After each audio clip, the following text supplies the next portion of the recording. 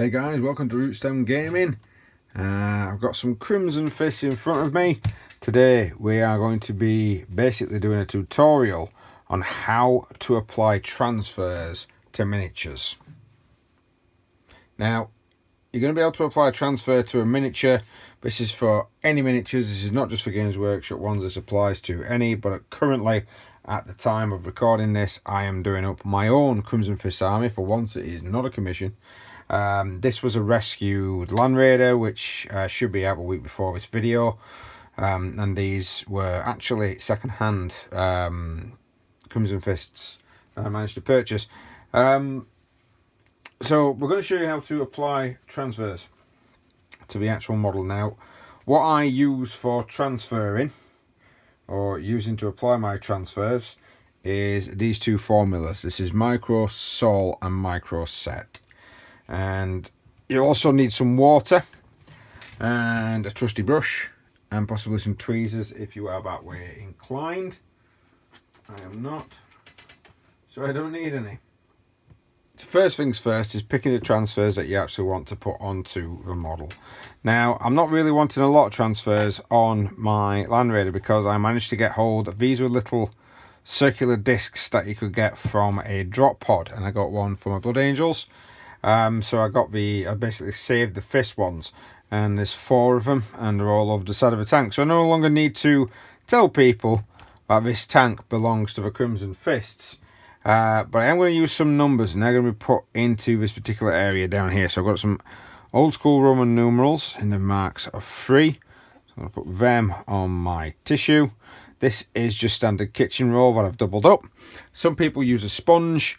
This is my preferred method, if I'm completely honest. Now for these guys are intercessors, so I count them as tactical marines in my head.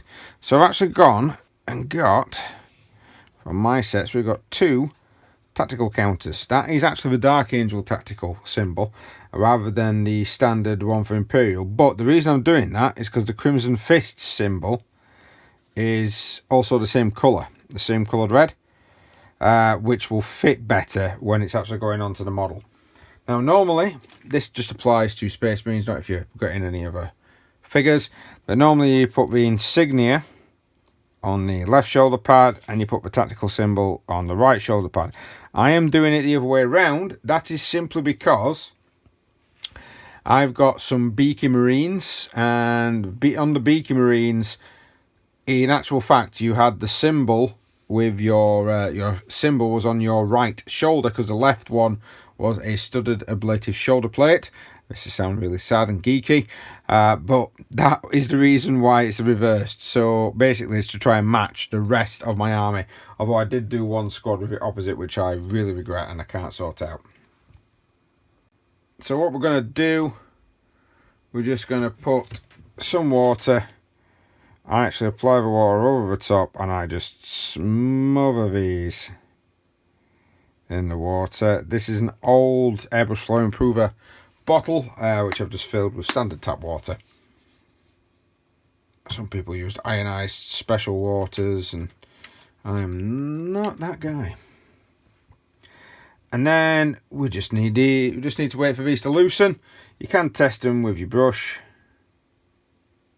See, it is starting to come off, but I like to give it a good few minutes. Right, these have now got loose enough for me to be able to take them off, so we need to start prepping the area. So, what I do, I get your micro set, get a good amount on there, on the actual brush, and then we apply it to the area roughly that we're going to be putting the transfer on. So I'm going to be putting a transfer roughly in this section here. I'll do it on the other side. Whoa! Don't worry folks, stuff's plastic, it didn't destroy anything. And it's all my stuff, which is a good thing. Right, so micro set has been applied. Can't believe I tossed the vehicle. We're going to get one of these number 3s. I'm going to use my stub nose pliers. And then normally I try and tease that off onto the actual brush itself. There we go.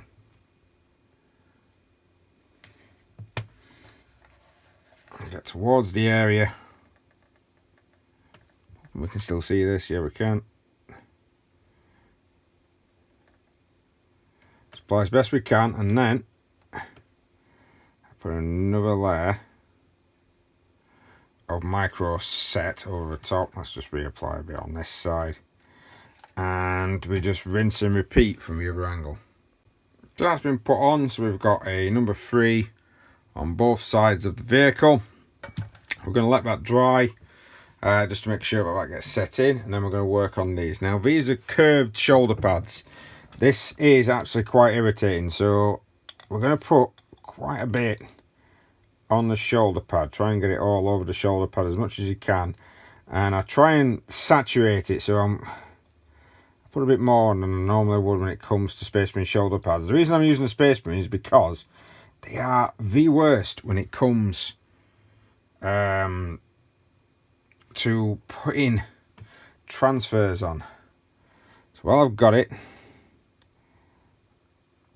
and hopefully that will soak up the majority, you'll still see that it's still raised in certain areas. Now there's still plenty on my brush, so I'm trying to brush it on without moving the transfer too much. I do need to move it up a little bit. Don't want it to get too close to that edge. Right, so we're going to let that soak in for a minute. We'll do the others, and we'll do the opposite side. Once that's soaked in, we're going to press and make sure that transfers are fixed to the actual figure. Right, so now that the underneath should be quite dry and made the transfer soft and malleable, I'm going to dab it down. This is a really, really high ply napkin that I use specifically for this type of stuff. You can use cotton buds, that is something you can do, but I prefer to use this because I get more I can get more surface push. So you just basically tabbing the transfer down. It should be done, but it's mainly for these because these will still be shaped wrong. So hopefully you push it on, with it being softened, it will then start to take the shape of the actual shoulder. And we're going to be a crinkling, but we're going to sort that out with the next step. So if you can just, quite a lot of light there, Paul. There's a bit of crinkling to it, but that should start to sort it. Right, so I'm going to do the rest. There's actually some more that needs doing. I'll do the rest and I'll show you the next bit. So now I've cushioned, because there's another 13 off the camera here. Oops, more future spoilers. Now that that's been done, nice and dry, we've got the next bit that's going to take an age. Now the reason this takes an age is because you need to put this on. Again, put it on a little bit thick, put a generous amount on. Once you've put it on, you need to leave it for 1 full hour. And I'm not kidding when I say that. Set your Siri alarms or whatever. And you need to, don't chuck this one again, Paul. So, basically, cover that, cover that. Now the reason you've got to leave this an hour is you really need this stuff to soak in, especially on the shoulders. Careful when applying, because you don't want to move the transfer. It shouldn't move, but there's always time for stuff to happen.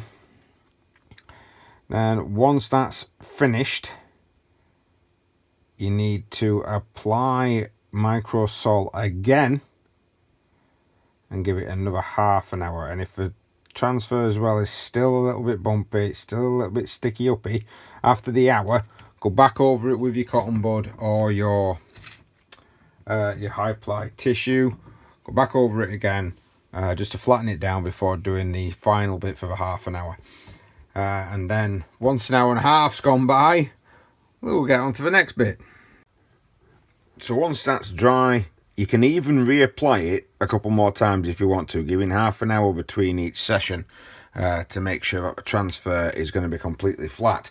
I might need to do that on this one because it's still actually poking up a little bit. So the transfer process for me should always be done right at the end, because it can take you a few hours to make sure that this is actually done properly. If you're batch painting, do this as a stage and then be painting something else at the same time. Same with this guy, he's nicely done. There's a couple more off the camera, and of course I'm only doing the little numerical numbers, the Roman numerals on the actual Land Raider. Once you've done that, you need to set it in stone. So you can use, there's a couple of different options. Games Workshop's now actually released a matte varnish rather than a gloss varnish, which will be pretty cool if you're wanting to matte it down. I personally use Vallejo's Mecha Varnish, and I don't apply this with a brush, but you can apply it with a brush, so if you haven't got an airbrush, don't worry about it. But I normally 50-50 that with some water, and then I just spray that all over the model. So I'm actually varnishing the model at the same time as affixing the shoulder pad. Just remember, while it's still in this stage, it is quite soft. If you go over it with your finger by accident, you can rip it off. So it's always best to try and keep some spares on hand, because you will probably do that. But that's pretty much it. I'll get these up varnished up so you can have a look. I'm also going to be doing the base at the same time, but they'll then be done. And just so you can see how many I've done in a single session, there's about 15 Space Marines here. These are all drying now with the Vallejo. Apologies for the background noise. These are all drying now with the Vallejo. It's going to take, the Vallejo one says it takes about 15 minutes, but because I've watered it down, it does delay the drying time. So I will give it about half an hour to 45 minutes before actually touching them, which is why I'm recording this particular bit now. But yep, they all look nice and cracking, and I've got all the transfers done using the Micro Sol and Micro Set. Well, hope you've enjoyed watching that one, guys. Hope it's been educational for you. I try and put out painting tutorials every Saturday, and of course battle reports of various different degrees every Thursday. So thanks for watching. If you want any commission work, you can always get in touch via rootstem.co.uk, and we'll see you next time.